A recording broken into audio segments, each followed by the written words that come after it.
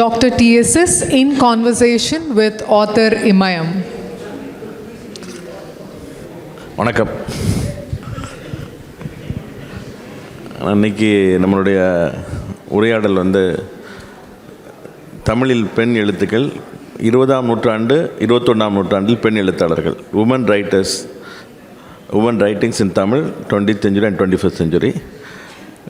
என்னுடைய முதல் கேள்வி தமிழில் பெண் எழுத்துக்கள் அப்படிங்கிறது தொடக்க காலத்தில் எப்படி வந்தது, அதுக்கப்புறமா எப்படி மாற்றம் அடைஞ்சது, 21ஆம் நூற்றாண்டில் அதனுடைய போக்கு எப்படி இருக்குது அப்படிங்கிறத பற்றி ஒரு மொத்தமான ஒரு ஐடியா கொடுங்க.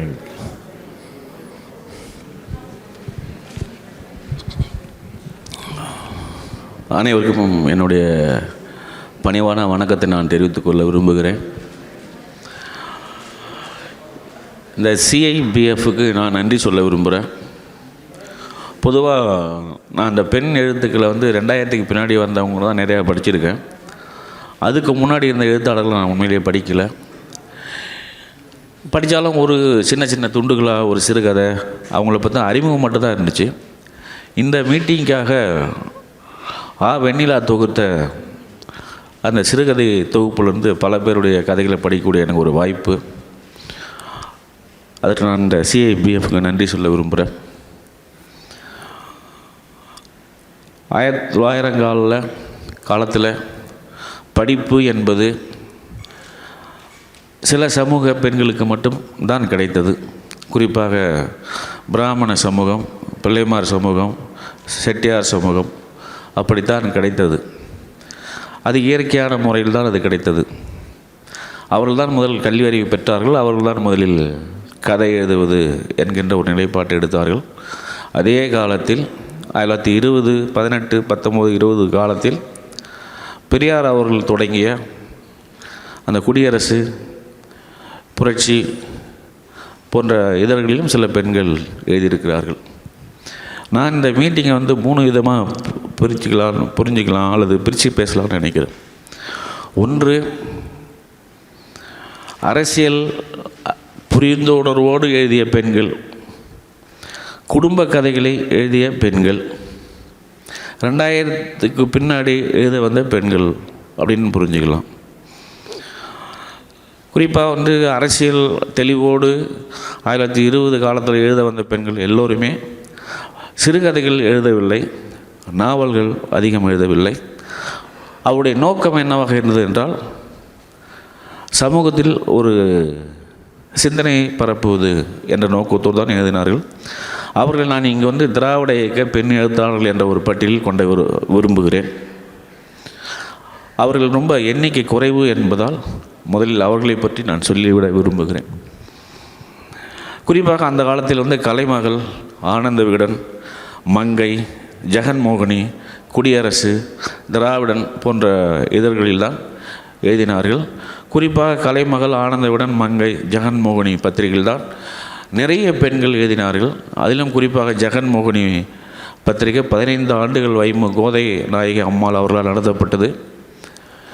அது அந்த காலத்தில் எனக்கு தெரிந்த பெரிய அதிசயமான செயல் என்று தான் நான் நினைக்கிறேன். அதில் தான் அவர்கள் எழுதினார்கள். மிகப்பெரிய வாய்ப்பு.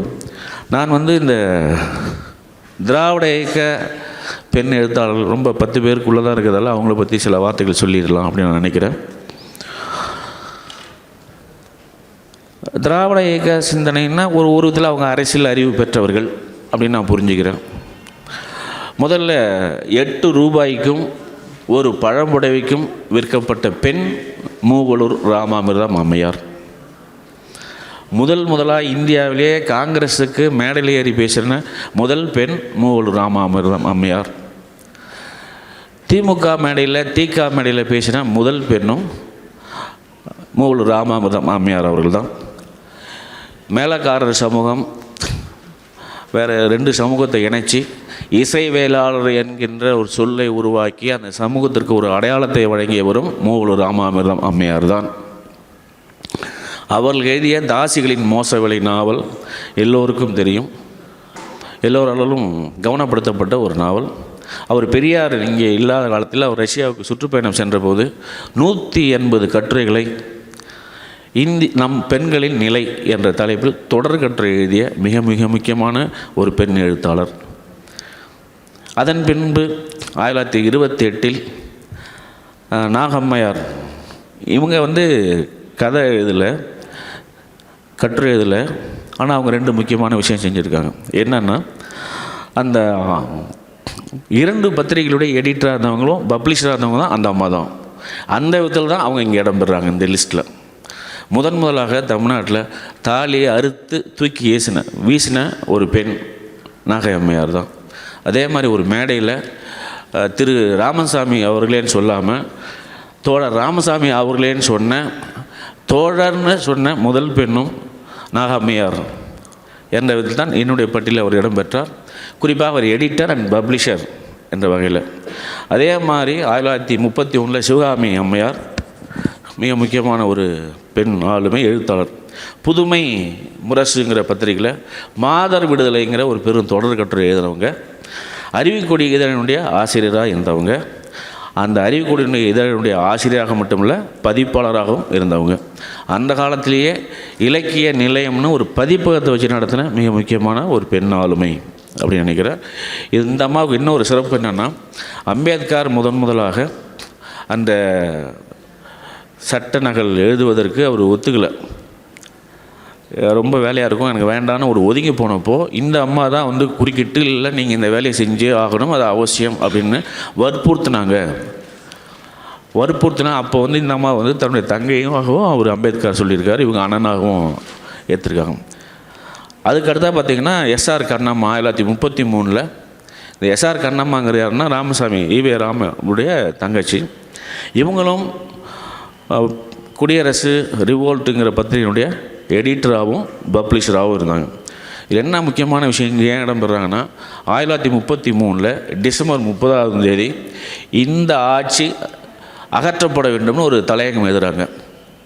அந்த தலையங்கத்திற்காக கோர்ட்டுக்கு கேஸ் போகுது.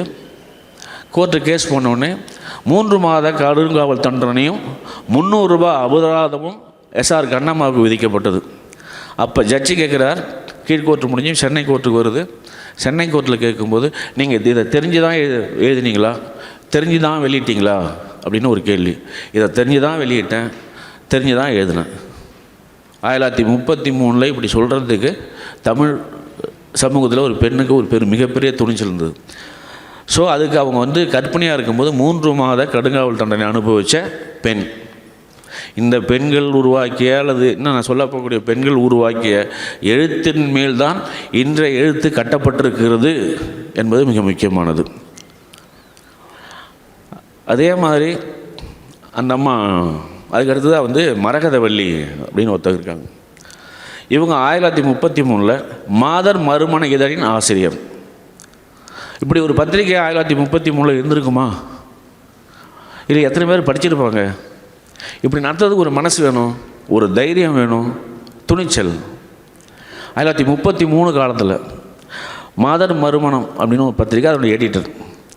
இந்த அம்மா எதனா ஒரு மிக முக்கியமான ஒரு ரொம்ப முக்கியமான வலுவான ஆள். இன்றைக்கி நம்ம பெண்களில் சொத்துரிமை வந்துருச்சு, கலைஞர் அந்த சட்டத்தை கொண்டு வந்தால் நம்ம ரொம்ப பெருமையாக பேசுகிறோம். ஆனால் இந்த சட்டத்தை முதலாக குரல் கொடுத்த பெண் இந்த மரகதி அம்மையார் தான் தமிழ்நாட்டில். அவங்க ஒரு கட்டுரையில் ஒரு குறிப்பு எழுதுகிறாங்க, நாடு விடுதலை அடைந்தாலும் சரி, நாடு அடிமையாக இருந்தாலும் சரி, சொத்துரிமை இல்லாத பெண்ணுக்கு எல்லாமே ஒன்றுதான் என்ற ஒரு வரி மிக முக்கியமானது. நாடு சுதந்திரம் அடைஞ்சாலும் சுதந்திரம் அடையலான்னு ஒன்றும் பெருசாக மதிப்பு இல்லை. நான் எப்போ அப்படி தானே இருக்க போகிறேன், அது சுதந்திரம் அடைஞ்சாருன்னா சுதந்திரம் அடையலைண்ணா அப்படின்னு சொல்லக்கூடிய வல்லமை இந்த மரகதி அம்மையாருக்கு தான் இருந்தது. அதே மாதிரி ரங்கம்மாள் அப்படிங்கிறவங்க குடியரசு இதனுடைய அந்த காலத்தில் படிக்கிறது பெண்களுக்கு ரொம்ப கஷ்டப்பட்டு, இவங்களுக்கு சிரமம் ஒன்றுமே படிக்கணும்னு ஆசை இருக்குது. அவங்க வீட்டுக்கு இந்த தீக்காக்காரங்களாம் வராங்க, அவங்கள பேசுகிறத கேட்டு பத்திரிக்கை படிக்கணும்னு விரும்புகிறாங்க. அப்போ அவங்கள்ட்ட இருக்கிற சில்லற காசை சேமித்து வச்சு அதை குடியரசு தனியாக வாங்கி ராத்திரியில் ரகசியமாக படிக்கக்கூடிய ஒரு பெண்ணாக இருந்திருக்காங்க. இவங்க 1933 நம்ம பொதுவாக சிதம்பரம் ரகசியங்கிறத நம்ம பேசணும். அப்படி என்ன பெரிய சிதம்பரம் ரகசியம்னு கேள்வி கேட்போம். ஆனால் இந்த அம்மா எழுதின கட்டுரையினுடைய ஒரு பெயர் திருவண்ணாமலையின் ரகசியம் அப்படின்றது. அப்போ அங்கே திருவண்ணாமலையில் அண்ணாமலையார் கோயிலில் என்னென்ன ரகசியங்கள் நடத்தப்படுகிறது, தீபம் எப்படி ஏற்றப்படுகிறதுங்கிறத அறிவியல் பூர்வமாக விலைக்கு எழுதப்பட்ட ஒரு கட்டுரை. அவங்க நிறைய கட்டுரைகளே இருக்காங்க. அதுக்கடுத்து வந்து குஞ்சுதம்மாள், இவங்க வந்து நிறைய எழுதியிருக்காங்க. ரொம்ப மிக முக்கியமான சில கேள்விகள்லாம் கேட்டிருக்காங்க. ஆச்சரியமாக இருக்குது. நான் வேந்து போனேன் இவங்கெல்லாம் படித்து பார்த்து. இப்போ தான் படித்தேன் அந்த ஒரு வாரம் 10 நாளில். ருதுவான பெண்கள் கைதியிலும் கேடா அப்படின்னு ஒரு கேடு. ருதுவானங்கிற பெண், ருது அப்படிங்கிற வார்த்தை இப்போ எவ்வளோ பேர் தெரியல. வயசுக்கு வந்த பெண்ணுன்னு அர்த்தம். வயசுக்கு வந்த பெண்ணும் கைதியிலும் கேடாங்கிறது அந்த காலத்தில் 34 எதனை கட்டுரை. பொது உடைமை சமூகம் ஆட்சி நிறுவ வேண்டும் ஒரு கட்டுரை. பொது உடைமை ஆட்சி நிறுவ வேண்டும், இது ஒரு பெண் எழுதியிருக்காங்கங்கிறது முக்கியம். இன்றைக்கி இருக்கிற நவீன எழுத்தாளர்கள் இன்றைக்கி அந்த வலுவாக அந்த கேள்வி வைப்பாங்களாங்கிறது இன்றைக்கி தயக்கமாக இருக்குது. அந்த சூழ்நிலை 1934 பொது உடைமை ஆட்சி நிறுவ வேண்டும்னு தலைப்பில் கட்டுறேன். அதே மாதிரி மிக முக்கியமாக நல்ல விஷயங்களே இருக்காங்க. என்ன ஆச்சரியம்னா, கோவில் சொத்தை விற்று தொழிற்சாலை தொடங்க வேண்டும்னு ஒரு கட்டுரை இவங்க இருந்து. அதே மாதிரி நீலாம்பிகை அம்மா, திராவிடன், குடியரசு, ஊழியன், குமரன் எல்லா பற்றிலும் அவங்க எழுதியிருக்காங்க.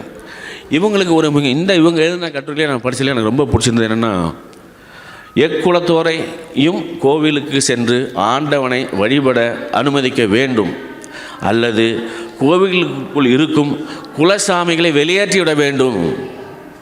1934 எல்லாரும் போய் ஆண்டவனை வழிபட அனுமதி வேணும். அனுமதி இல்லையா, அந்த சாமியெல்லாம் தூக்கி வெளியே கிடாசு.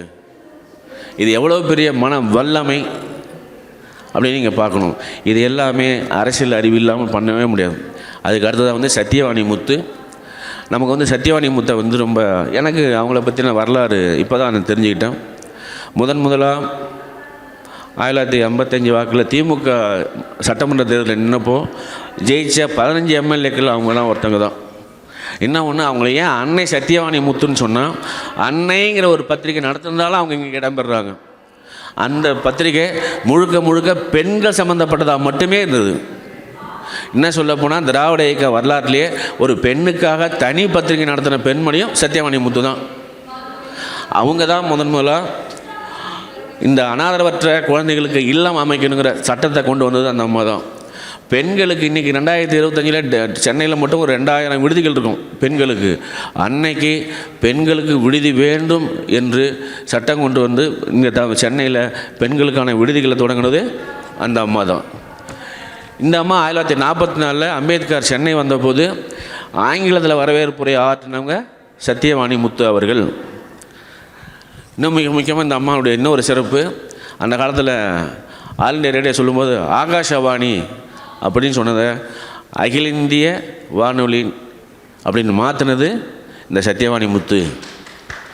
மிக முக்கியமாக அதன் பின்பு இவ்வளோ பேரும் இந்த நம்ம மூவலர் ராமாமிர்த அம்மையார் தான் நாவல் இருக்காங்க. மீன் எல்லாருமே கட்டுரைகள் தான் ஏறவங்க. இவங்களுடைய கட்டுரைகள் எல்லாமே அரசியல் கட்டுரைகள், சமூக சீர்திருத்த கட்டுரைகள், மூட நம்பிக்கைகளுக்கு எதிரான கட்டுரைகள், சமூகத்தின் மீது மிகுந்த அக்கறை கொண்டு எழுதப்பட்ட கட்டுரைகள். எந்த விதத்திலையும் அந்த கட்டுரைகள் இன்றைக்கும் பொருந்தும். அவர்கள் பெண்களுக்காக வைத்த கோரிக்கைகள் இன்றைக்கும் தேவைப்படுகிறது.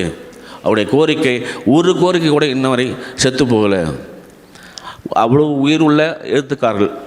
அதன் பின்னாடி இந்த திராவிட இயக்கத்தில் இப்போ கனிமொழி உங்களுக்கு தெரியும், அவங்க கருவறை வாசனைன்னு கவிதை இருக்காங்க. சல்மாவை உங்களுக்கு தெரியும், அவங்க வந்து 2ஆம் ஜாமங்களின் கதையின் வழியாக இங்கே அறியப்பட்டாங்க. அப்புறம் ஓவியா அப்படின்னு ஒரு பெண் எழுத்தாளர் தொடர்ந்து கட்டுரைகள் எழுதிக்கிட்டே இருக்காங்க. நிறைய புத்தகங்கள் வந்திருக்கு. அதுக்கடுத்து அருள்மொழி லாயர் 2 புக்கு எழுதியிருக்காங்க. இப்போ அண்மையில் திராவிட போராளிகள் அப்படின்னு 60 பெண்களுடைய வாழ்க்கை சரிதத்தை அதில் இருக்காங்க. இந்த 60 பெண்களும் தமிழ் அறிவு பரப்பில், சிந்தனை பரப்பில் அல்லது இலக்கிய பரப்பில் என்ன விதமான தாக்கத்தை ஏற்படுத்தினாங்கிறத அவங்க எழுதியிருக்காங்க. இதில் வந்து இன்னும் ஒரு மிக முக்கியமான 2 பெண்கள் நான் விட்டுட்டேன். அன்னபூரணின்னு ஒரு அம்மா 1932 குடியரசில் எழுதினாங்க. சகோதரிகளே இன்னும் உறக்கமா உங்களுக்கு அப்படிங்கிற பேரில் 7 கட்டுரை எழுதியிருக்காங்க. சகோதரிகளே உங்களுக்கு இன்னும் உறக்கமா. 2024-25 கேட்டாலும் இந்த கேள்வி 34 கேட்டிருக்காங்க. அதே மாதிரி இந்திராணின்னு ஒரு அம்மையார், அந்த அம்மா கட்டுரை நிறைய கட்டுரைகள் நான் படித்தேன். அதில் ஒரு 2 வரி எனக்கு ரொம்ப பிடிச்சிருந்தது. 1932 கடவுள் என்று ஒருவர் இருந்தால் அவருக்கும் நமக்கும் இடையில் தரகர் வேண்டாம். ஆண்டவர் என்று ஒருவர் இருந்தால் அவருக்கும் நமக்கும் இடையில் தரகர் வேண்டாம் என்ற இந்த ஒரு வரிக்காகவே நான் வாழ்நாள் முழுக்க இவரை நினைவு கொள்வேன். இந்த விதத்தில் இந்த பெண்களுடைய இலக்கிய பங்களிப்புகள் இருக்குது. இங்கே இந்த பட்டியல் வந்து கிட்டத்தட்ட ரொம்ப நீண்ட 100-200 பேர் இருக்காங்க. இவங்களை எல்லாத்தையும் நான் படிக்க முடியல. அதுக்கான நேரமும் இல்லை, அதுக்கான பொறுமையும் இல்லை. இப்போ 2025 இருக்கிற எனக்கு செல்ஃபோன் பார்க்கவே நேரம் பத்தல. அப்படிங்கும்போது கதை கட்டுரைகளை படிக்கிறதுக்கு, அது 1930, 20, 18 எழுதின பெண்களுடைய கதைகளை படிக்கிறது எனக்கு ரொம்ப வியப்பாக இருந்தது. எனக்கு ரொம்ப ஆச்சரியம் அளிக்கக்கூடிய எழுத்தாக இருந்தது. 2000க்கு பின்னாடி எழுத வந்த எழுத்தாளருடைய எழுத்துக்கும் 1940, 50களில் எழுதின எழுத்துக்கும் ரொம்ப பெரிய வித்தியாசம் நான் கண்டேன். அவங்களுக்கு நம்ம அந்த கதையை ஏற்றுக்காமல் போகலாம். ஆனால் அந்த கதை எழுதப்பட்ட வடிவம், அந்த கதை சொல்லப்பட்ட விதம், அந்த கதைக்கு அவர்கள் பயன்படுத்திய மொழி, இந்த மூன்றும் அவ்வளோ கச்ச தன்மையோடு இருக்கிறது. இன்றைக்கு இருக்கக்கூடிய நவீன எழுத்தாளர்கள் நிச்சயமாக அவர்களை படிக்க வேண்டும் என்ற முதல் கோரிக்கையை வைக்கிறேன். என்னுடைய நினைவில் நிறைய எழுத்தாளர்கள் இருக்கிறாங்க. அதில் மிக முக்கியம் நான் நினைக்கிறது வைமு கோதைநாயகி அம்மாள். எனக்கு ரொம்ப வியப்பளிக்குது. நான் உண்மையிலே வருஷத்துக்கே 4 கதை எழுதலை, ஆனால் நம்ம மாதத்துக்கு ஒரு நாவல் எழுதியிருக்காங்க. இது பெண்கள் படிக்கக்கூடாது, பெண்கள் எழுதக்கூடாது, பெண்கள் பள்ளிக்கூடம் போகக்கூடாதுன்னு வற்புறுத்தின சமூகம், வற்புறுத்தின காலகட்டம் சமூகம்.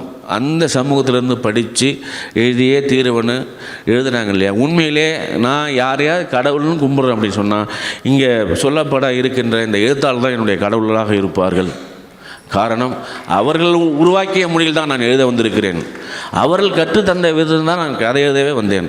அவர்களை படிக்காமல் நான் எழுத்தாளன் இல்லை. அவர்களை படிக்காமல் நான் வாசகனாக ஒருபோதும் இருந்ததில்லை. அவர்கள் எனக்கு வியப்பளிக்கக்கூடிய எழுத்தாளர்களாக, எனக்கு கற்றுத்தரக்கூடிய எழுத்தாளர்களாக இருக்கிறார்கள்.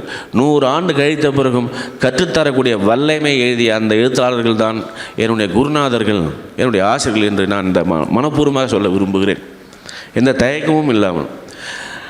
இந்த வைமு கோதைநாயகி அம்மாள் எல்லாருக்கும் ஒரு தகவலாக, ஒரு பேராக தான் தெரியுது. அவங்களுடைய எழுத்துக்களை படித்தா தான் தெரியுது. அவ்வளோ கச்சிதத்தன்மை. அவங்க வந்து அந்த ஜெகன்மோகினிங்கிற இதழ் 15 ஆண்டுகள் நடத்தியிருக்காங்க. 15 ஆண்டுக்கு இன்றைக்கி நவீன எழுத்தாளர்கள் நவீன பற்றி நடத்துகிறோம்ல, ஒரு 6 மாதம் நடத்த முடியல, ஓராண்டு நடத்த முடியல. அதுக்குள்ளேயே நான் வந்து இலக்கிய சேவை செஞ்சு தேஞ்சிட்டேன், குடும்பமே அழிஞ்சிட்டு நம்ம பெருமை பேசிகிட்டு இருக்கோம் 2020 காலத்தில்.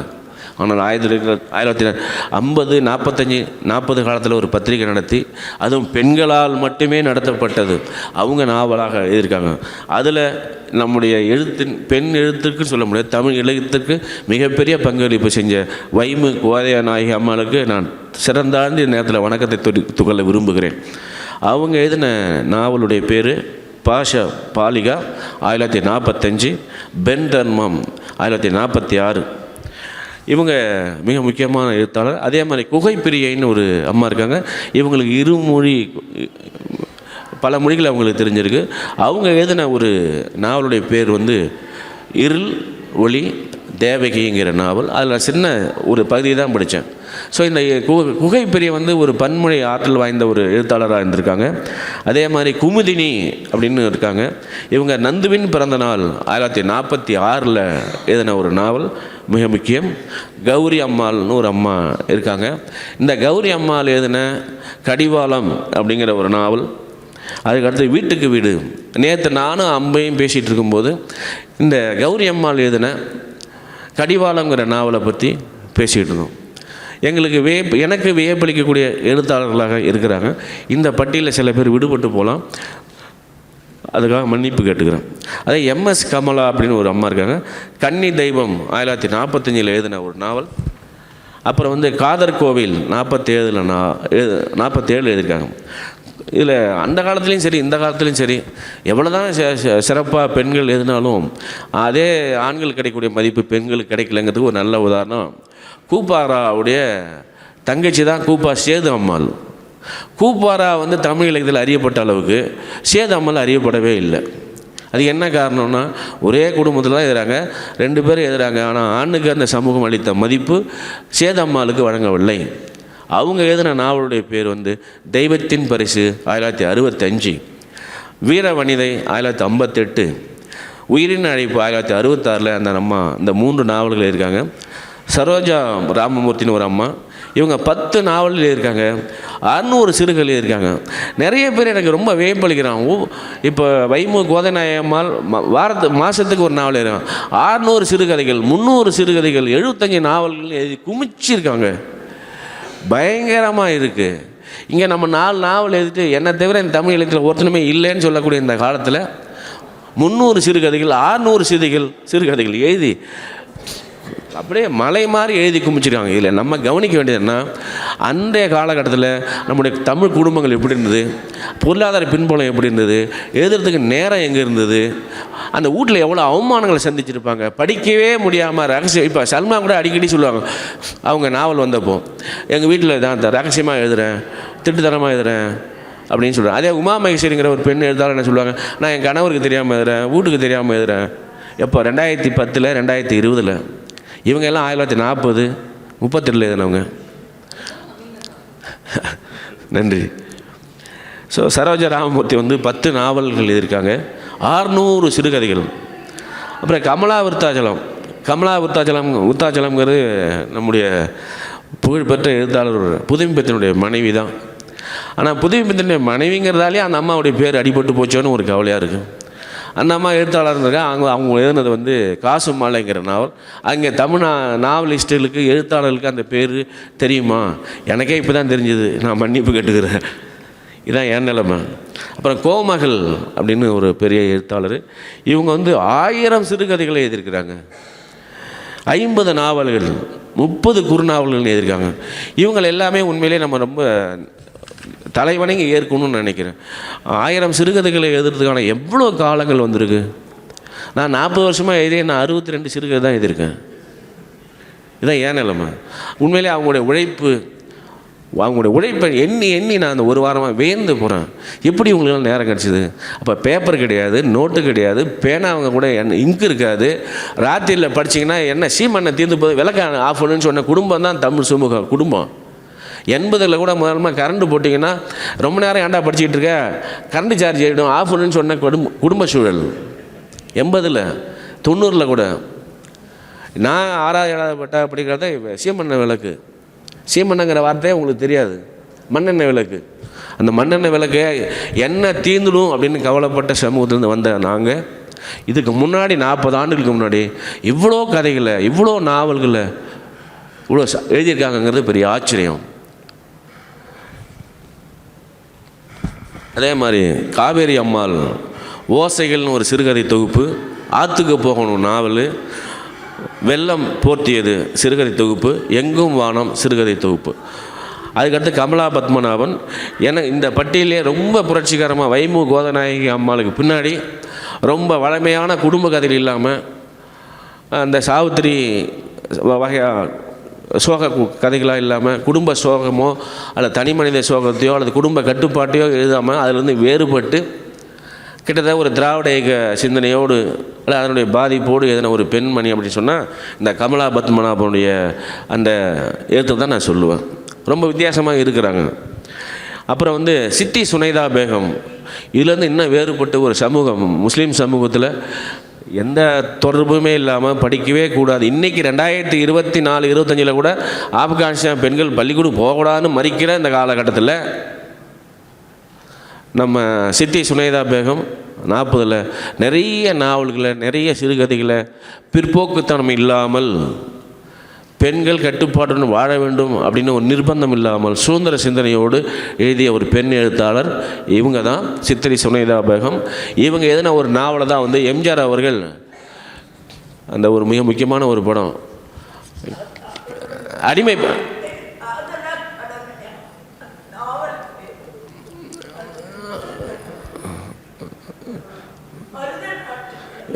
அதை எடுத்து அந்த கேஸ் இன்னும் முடியல, இன்னும் மெட்ராஸ் ஹைகோர்ட்டு அந்த கேஸ் இருக்குது. அதுக்கு அடுத்து அனுத்தம்மா, உங்களுக்கு ஓரளவுக்கு தெரியும். இவங்க வந்து 5 மொழிகள் இவங்களுக்கு தெரியும், ஜெர்மன், ஃப்ரெஞ்சு, இங்கேருந்து இங்கே அங்கே மொழி போயிருக்க, அங்கேருந்து இங்கே மொழி போயிருக்க.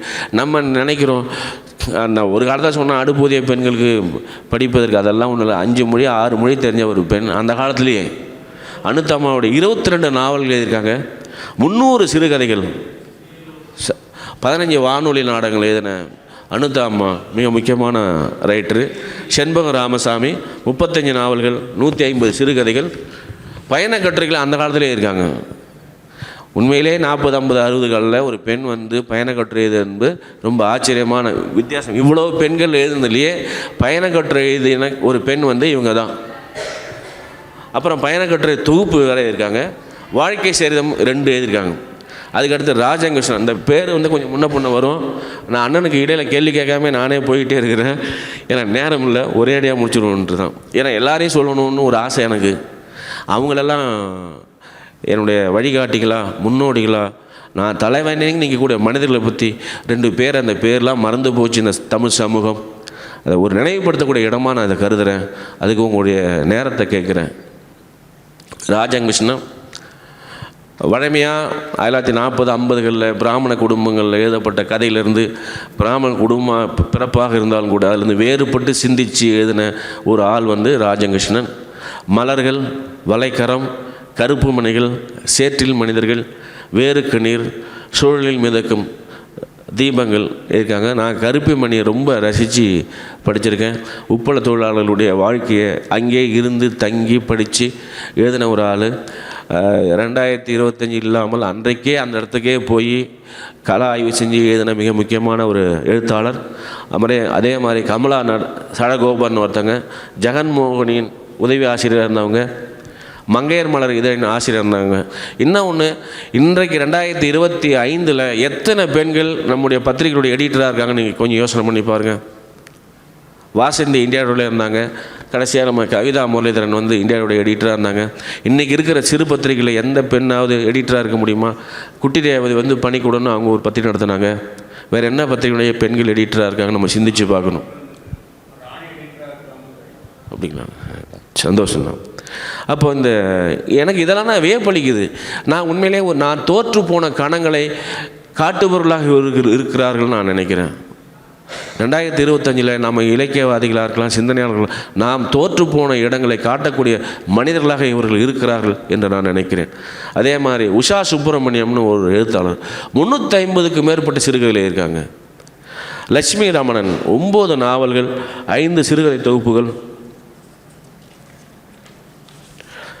எழுதியிருக்காங்க. கிருஷ்ணாங்கனி உங்களுக்கு தெரியும், ஓரளவுக்கு நம்முடைய நவீன கால இலக்கியத்தில் ரொம்ப அறியப்பட்ட ஒரு எழுத்தாளர்.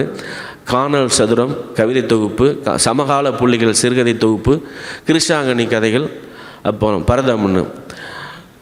அப்புறம் வந்து ஜி.கே. பொன்னம்மாள் ஒரு அம்மா, பழைய எழுத்தாளர், 350 சிறுகதைகள், 7-8 நாவல்களுக்கு மேலே அவங்க எழுதியிருக்கிறாங்க. ருக்குமணி பார்வதி 8 நூல்களில் அவங்க எழுதியிருக்காங்க. கிருத்திகா உங்களுக்கு தெரியும். கிருத்திகா வந்து எப்போதும் என் நினைவில் ஒரே ஒரு வரிக்காக எப்போதும் நான் அவங்கள நினைவு கொண்டே இருப்பேன். அவங்களுடைய நேற்றிருந்தோம் நாவல், வாஸ்வேஸ்வரம், எனக்கு இப்போ சொல்ல வரல, பிராமண பாஷை எனக்கு ஏற்கவே மாட்டேங்குது. வாஸ்வேஸ்வரம் இச்சின்னு வரும், வாஸ்வேஸ்வரம் அப்படின்னு இருக்கும். இவங்க மொத்தம் 9 நாவல் இருக்காங்க. இந்த வாஸ்வேஸ்வரத்தில் என்னன்னா, அது வரைக்கும் நான் வந்து பிராமண சமூகம்னா ரொம்ப சொகுசாக இருக்கும், சௌரியமாக இருப்பாங்க, இவ்வளோ இதாக இருக்காங்க, அவங்களுக்கு ஒரு குறையும் இல்லைன்னு நான் நினச்சிட்டு இருந்தேன். அந்த நாவலை படித்தப்போ அந்த குடும்பத்துக்குள்ளார எவ்வளோ ஆண் பெண் பேதம், உண்மையிலே சராசரி குடும்பங்களில் கூட இவ்வளோ ஆண் பெண் பேதம் இல்லை. ரொம்ப படித்து ரொம்ப உயர் வகுப்புன்னு சொன்னேன். இந்த பிராமண சமூகத்தில் ஆண் பெண் வேறுபாடு அதிகமாக இருந்ததுன்னு அன்றைக்கி தான் எனக்கு தெரிஞ்சுது. என்னென்னா, சமையல் பண்ணால் எல்லாத்தையும் ஆம்பளைக்கு சாப்பிட்டு முடிச்சிடுவான். சாப்பிட்டு முடித்த பிறகு அந்த பெண்களுக்கு ஒன்றுமே இருக்காது. அந்த ரசம் இருக்கு இல்லையா, அந்த வண்டல் ரசம்தான் மிஞ்சும் அப்படின்னு இருந்தாங்க. இப்போ என் உண்மையிலே அந்த வரி என் கண்ணை கலங்க வைக்குது. அப்படி தான் இருக்கு நம்முடைய தமிழ் சமூகம். நம்ம நினைக்கிறோம் அவங்க அப்படி இப்படின்னு, அங்கேயும் பெண்கள் இப்படி தான் இருக்காங்க. சந்தோஷம். எனக்கு அந்த வாசுவேஸ்வரம் அந்த நாவலில் அந்த லைன் ரொம்ப என்னுடைய மனசில் நிற்கக்கூடியது. கிருத்திகா, அதுக்கடுத்து அம்பை தெரியும், சிறகுகள் முறியும்ல ஆரம்பித்து, அம்மா அவ்வளோ ஒரு கொலை செய்தால்னு ஆரம்பித்து, நம்ம வந்து 70க்கு பின்னாடி வந்து அம்பை தான் நம்ம வந்து புரட்சிகரமான பெண் எழுத்தாளர்னு நினைக்கிறேன். எனக்கு தெரிஞ்சு அவங்களுக்கு முன்னாடிலாம் நிறைய ஆயாலாம் இருந்திருக்கு. 1920, 30, 40, 50 இந்த வரைக்கும் சொன்னோம் இல்லையா, இவங்கெல்லாம் தான் அம்பைக்கு ஆசிரியர்கள் நான் நினைக்கிறேன். இந்த துணிச்சலுக்கு, இந்த தைரியத்திற்கு, இந்த கேள்வி கேட்புங்கிற ஆற்றலுக்கு இவர்களுடைய முன்னோடிகள் தான் காரணம்னு நான் நினைக்கிறேன். அம்பை எப்போதும் என்னுடைய இலக்கிய ஆசிரியர். அவருடைய கடைசியாக சாகித்ய அகாடமி அவார்டு வாங்கினாங்க. அவங்களுக்கு நம்முடைய வாழ்த்துக்கள் நம்ம சொல்லணும்னு நான் நினைக்கிறேன். கொஞ்சம் கை தட்டலாம். சிவசங்கரி நிறைய நாவல்கள் இருக்காங்க. அவங்க அந்த வீட்டு வேலை பெண்களை பற்றி அவங்க படம் எடுத்தாங்க. மிக முக்கியமான நிறைய வெகுஜன இதழ்களில் அவங்க எழுதுறாங்க. ரெண்டாவது நம்மகிட்ட ஒரு நோய் என்னென்னா, வெகுஜன பற்றி எதனாலே அவன் ரைட்டர் கிடையாதுன்னு ஒரு நோய் நம்மகிட்ட பெருசாக இருக்குது, மனநோய். அது ஆனந்த விடலை எதுனா அவன் ரைட்டர் கிடையாது, இதில் ராணியில் எதுனா அவன் ரைட்டர் கிடையாது, ஒன்றுமே 100 காப்பி கூட விற்காத சிறுபத்தில் எதனா தான் ரைட்டருங்கிற மனநோய் இருக்குல்ல, இது உடனடியாக ஒழிக்கப்பட வேண்டிய மனநோய் நான் நினைக்கிறேன். சிவசங்கரி, வாசந்தி தொடர்ந்து எழுதிக்கிட்டே இருக்காங்க. அவங்களுடைய எழுத்தில் மிக ஒரு கச்சிதத்தன்மையை நாம் காண முடியும். உண்மையிலே அவங்க இந்தியா முழுக்க அவங்க வாழ்ந்ததால் இந்தியா முழுக்க சம்மந்தப்பட்ட எழுத்துக்களை நமக்கு அவங்க தராங்க. அதே மாதிரி திலகவதி ஐபிஎஸ் உங்களுக்கு தெரியும், அவங்களும் சாகித்ய அகாடமி வாங்கினவங்க. நிறைய நாவல்கள் அவங்க தொடர்ந்து எழுதுகிறாங்க. வெகுஜன இதழ்கள் தான் எழுதுகிறாங்க. எனக்கு ஒன்றும் அதில் இல்லை. லக்ஷ்மின்னு ஒரு பெரிய அவங்க டாக்டராக படிக்க வேண்டியவங்க, டாக்டர் படிக்கிறதுக்கு பணம் இல்லாதால் கதை எழுதி அவங்க டாக்டராக படித்தாங்க. ஒரு காலத்தில் தமிழ்நாட்டில் லக்ஷ்மிங்கிற பேர் அவ்வளோ புகழ்பெற்ற ஒரு பேராக இருந்தது. அதன் பின்னாடி ஜோதிர்லதா கிரிஜா அவங்க இருக்காங்க. அப்புறம் நம்ம ஆண்டாள் பிரியதர்ஷினி கவிஞர் இருக்காங்க, அனுராதான்னு இருக்காங்க. பாமா உங்களுக்கு தெரியும், இந்தியா முழுக்க அறியப்பட்ட ஒரு நிறைய ஊடக வெளிச்சம் கிடைக்கப்பெற்ற ஒரு பெண் எழுத்தாளர். மிக விரைவாகவே கிராஸ்வேர்டு விருது வரைக்கும் அறியப்பட்டாங்க. அவங்களுக்கு ரொம்ப வேண்டியான ஃப்ரெண்டு. அவங்க நிறைய பல்வேறு உலக மொழிகளை கொண்டு போகிறதுக்கு மினி ஒரு மிக முக்கியமான பாலமாக இருந்தாங்க, பிரிட்ஜாக இருந்தாங்க. அந்த பாமாவுடைய எழுத்து ஒரு விதமான தமிழ் சமூகத்தில் அப்போ ஒரு பெரிய அதிர்வலையை ஏற்படுத்தின ஒரு எழுத்து. அதுக்கு அடுத்தது குட்டி ரேவதி. அவங்க அம்மா வரேம்மா, பேர் ஆர்டர்மா விட்டு குட்டி ரேவதி. நான் வரும்போதே நினச்சேன் எந்த பேரையை விட்டு போச்சு, ஏதாவது சண்டை வரப்போதோ அப்படின்ட்டு. ஆனந்தாய் பாமாவும் கிட்டத்தட்ட பாமாவுக்கு முன்னாடி ஆனந்தாய் சிவகாமி ஆனந்தாயி ரொம்ப ஒரு பரவலான கவனம் பெற்ற மிக மிக முக்கியமான எழுத்தாளர். அவருடைய 3 நாவல்கள் மிக முக்கியமானது. ஒரு விதமான தாக்கத்தை ஏற்படுத்தினாங்க. குறிப்பாக இப்படி ஓப்பனாக சொல்லணும்னா, தலித் இலக்கியம் தமிழில் உருவாகி வரும்போது, அது மலர்ந்து வரும்போது அதற்கு பெரிய வலு சேர்த்த எழுத்துக்காரர்களாக பாமாவையும் சிவகாமியும் சொல்லலாம் அந்த காலகட்டத்தில். அதன் பின்னாடி தொடர்ந்து வராங்க. அப்புறம் குட்டி ரேவதி அவங்க நடத்தின அவங்களுடைய பணிக்கூடம், அந்த முளைகள்ங்கிற சிறுகதை தொகுப்பு பெரிய அதிர்வலைகள் இங்கே தமிழ் இலக்கிய சமூகத்தில் ஏற்படுத்தி அவங்க தொடர்ந்து 20 ஆண்டுகளாக எழுதிக்கிட்டே இருக்காங்க. இந்த எழுத்தின் வழியாக அவங்க ஒரு புதிய சினிமா பாடலாசிரியராகவும் இருக்காங்க குட்டி ரேவதி அவர்கள். அப்புறம் உமா மகேஸ்வரி 4 நாவல்கள் அவங்க எழுதியிருக்காங்க. வெண்ணிலா, ஆனந்தவிடன் புகழ் வெண்ணிலா நான் சொல்லுவேன். என்ன விஷயம்னா, அவங்களுடைய நாவல் தொடர்ந்து 1.5 வருஷம் ஆனந்தவிடனில் தொடராக வந்தது வெண்ணிலாவுடைய நாவல் தான். அவங்களும் தொடர்ந்து எழுதிக்கிட்டே வராங்க. அண்மை காலத்தில் காஞ்சனா தாமோதரன் ஒரு எழுத்தாளர் இருக்கிறாங்க. சந்திரா சிறுகதை எழுத்தாளர் இருக்காங்க. அவங்க சினிமா டைரக்டராகவும் இருக்கிறாங்க. அப்புறம் சுகிராணி மிக முக்கியமான வலுவான குரல்களை எந்த இடத்துலையும் பயப்படாமல் துணிஞ்சு அடிக்கிற குரல். நேற்று பேசும்போது ஏதோ துணிஞ்சு ஒரு கேள்வி என்னை கேட்டு எனக்கு ஒரு சண்டை உண்டாக்க பார்த்துச்சு. நான் நழுவி எட்ட போயிட்டேன். நான் சண்டைக்கு போகிற ஆள் இல்லை. அப்புறம் தமிழ்ச்செல்வின்னு இப்படி இருக்கிறாங்க. இவங்க மட்டும் இல்லை, தமிழ்ச்செல்வி இப்போ 8 நாவல்கள் வரைக்கும் எழுதிட்டாங்க. இது ஒரு அறிமுகம் தான். இதில் நான் வேங்கடரமணின்னு ஒரு அம்மா இருக்கிறாங்க. இதில் விடுபட்டிருந்தால் மன்னிக்கணும்.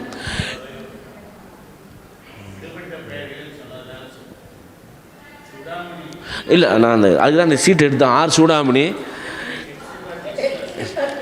நான் சொல்கிறேன். அவங்களுடைய புத்தம் வீடு நான் 2-3 நாளைக்கு முன்னாடி கூட சொன்னேன். இது மாதிரி நிறைய இருக்குது. நான் அவ்வளோ பேச முடியாது, தொடர்ந்து பேசுறதுக்கு எனக்கு ஒரு அனுமதி. இது கூட இன்றைக்கி கனிமொழி வராதால் எனக்கு இந்த டைம் வரும்.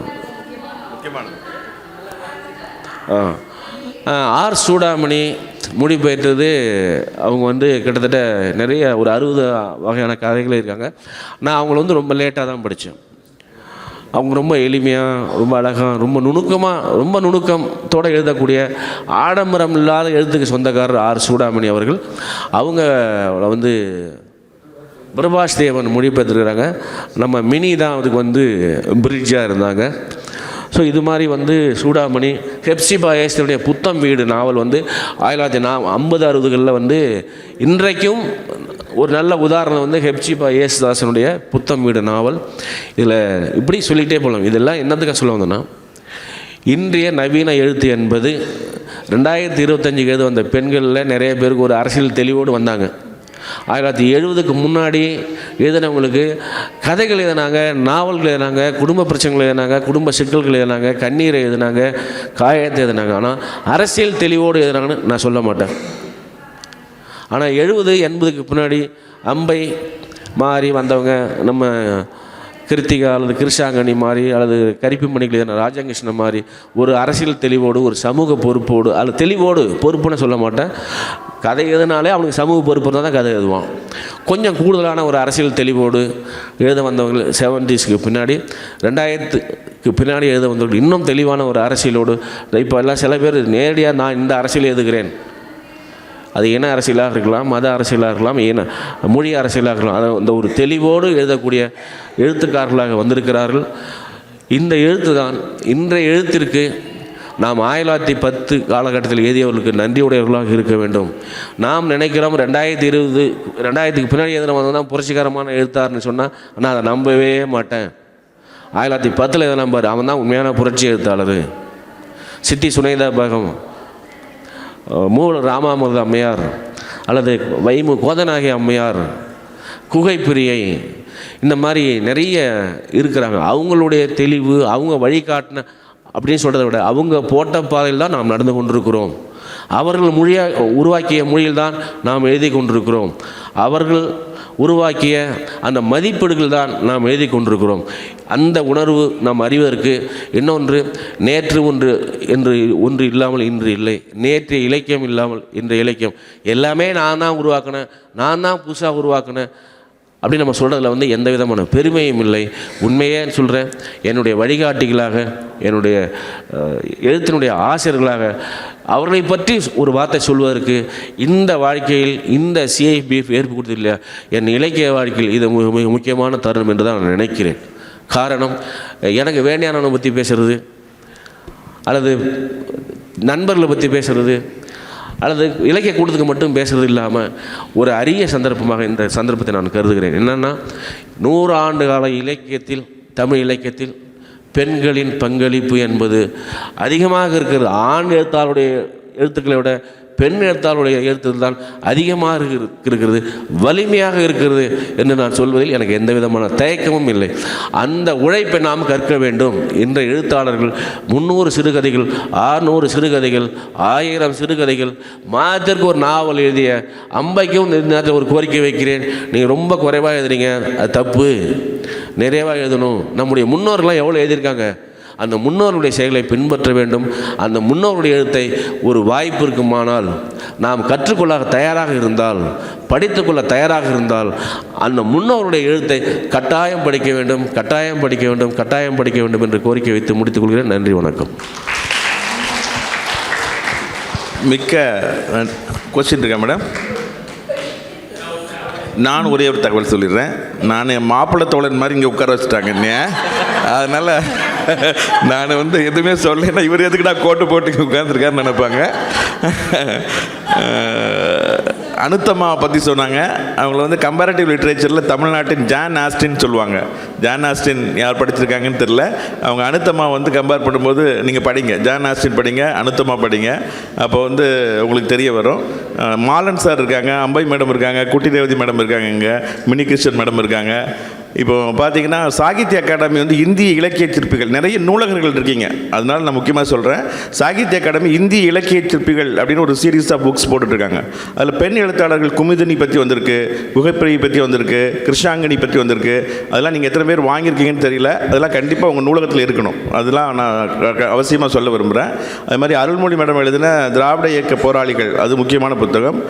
வெண்ணிலா அவர்கள் தொகுத்த மீதம் இருக்கும் சொற்கள், அண்ணா அதில் தான் ஆரம்பித்தாங்க. மீதம் இருக்கும் சொற்கள் அப்படிங்கிறது முக்கியமான 100 சிறுகதை தொகுப்பு, 100 பெண் எழுத்தாளர்களுடைய சிறுகதை தொகுப்பு.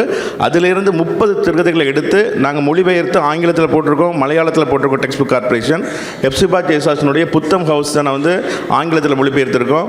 மூவலூர் ரோமாமிர்த அம்மையாருடைய ஜீவசுந்தரி எழுதின அவங்களுடைய சுயசரிதியை வந்து பாரதி ஹரிசங்கர் மொழிபெயர்ப்பில் ஹேட்செட் மூலமாக ஆங்கிலத்தில் கொண்டு வந்திருக்கோம். மினிகிருஷ்ணன் மேடம் இங்கே இருக்காங்க. நிறைய பெண் எழுத்தாளர்களுடைய எழுத்துக்களை பாடநூல் கழகம் கொண்டு வந்து கொண்டிருக்கிறது. அதையும் இந்த தகவலாக இதை பதிவு செய்ய விரும்புகிறேன். இந்த CABF பெண் எழுத்தாளர்களுக்கு அதிக முக்கியத்துவம் கொடுத்து செஷன்ஸ்லாம் நம்ம போட்டிருக்கோம். இதில் எங்களுக்கு சண்டையெல்லாம் வந்துச்சு, என்னை போடலை அப்படின்னு சொல்லிட்டு என்னை சமாதானப்படுத்த மட்டும் தான் அனுப்பியிருக்காங்கன்னு சொல்லிட்டு அவங்கள்ட்டையும் சமாதானப்படுத்தி அடுத்ததில் உங்களை போடுறோம் அப்படின்னு சொல்லியிருக்கோம்.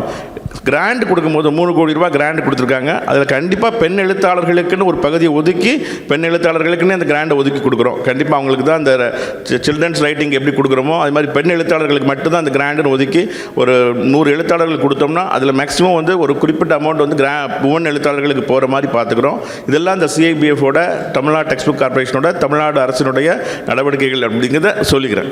தேங்க்யூ. இப்போ நேரமின்மை காரணமாக நமக்கு கேள்விகளுக்கு சமயமில்லை. இல்லை, கேள்வி இல்லை, ஒரே ஒரு தகவல். இப்போது அவர் மாதர் மறுமணம் பற்றி சொன்னார். மாதர் மறுமணத்தோட இதழ்கள் வந்து ரோஜாமுத்தியா லைப்ரரியில் இருக்குது. பார்க்கணுங்கிறவங்க அதுக்கு போய் பார்க்கலாம். மாதர் மறுமணம் பற்றி அம்பை வந்து கொஞ்ச நாளைக்கு முன்னால் சொல்வனமில் ஒரு பெரிய கட்டுரை எழுதினாங்க. அதுவே கூட ஒரு நல்ல இன்ட்ரோடக்டரி கட்டுரை தான், அறிமுக கட்டுரை தான். அது கூட படிக்கலாம். பெண் எழுத்தாளர்கள் பற்றி சொல்லும்போது அவங்களுடைய குடும்பங்கள்லாம் பற்றி சொன்னீங்க. அவங்க எழுதின சூழல்கள் பற்றி அதுக்கு ஒரு முக்கியத்துவம் கொடுக்கணும்னு நான் நினைக்கிறேன். உதாரணத்துக்கு சொல்கிறதுனா ராஜம் கிருஷ்ணன் அவங்க எழுத ஆரம்பித்த காலங்களில் வீட்டில் எல்லாருக்கும் சாப்பாடு போட்டு எல்லாரையும் தூங்க வச்சு என்னதுக்கப்புறம் அந்த அடுக்கலையை கிச்சனை கழுவி விட்டுட்டு, அப்போ உட்காரதுக்கு இடம் கிடையாது, அதில் ஒரு பாய் போட்டு அதில் உட்காந்து மடியில் பென்சில் வச்சு பேப்பரில் எழுதினவங்க. நீங்கள் சொன்ன மாதிரி விளக்கு எறிவதற்கு அதிக நேரம் எறிவதற்கு அனுமதி இல்லை. அவங்க மாமியார் வந்து என்ன செய்கிறேன்னு கேட்குற வரைக்கும் எழுதிட்டு அதோடு நிறுத்திட்டு போய் தொடர்ந்து எழுதினவங்க. அப்படி தான் பெண் எழுத்தாளர்கள் எழுத ஆரம்பித்தாங்க. ஒரே இந்த திராவிட எழுத்தாளர் சொன்னீங்க இல்லையா, அதில் வந்து நீங்கள் ரொம்ப ஒரு முக்கிய எழுத்தாளர் வந்து தாமரைக்கண்ணி அம்மாள். தாமரைக்கண்ணி அம்மாள் அவங்கள விட்டீங்க. இன்னொன்று வந்து இது சாமி சிதம்பரனாரோட மனைவி சிவகாமி சிதம்பரம் அவங்களும் எழுதியிருக்காங்க. அலமேலு அப்பாதுரை அவங்களும் எழுதியிருக்காங்க. உரையாடலில் பங்காற்றிய அனைவருக்கும் நன்றிகள்.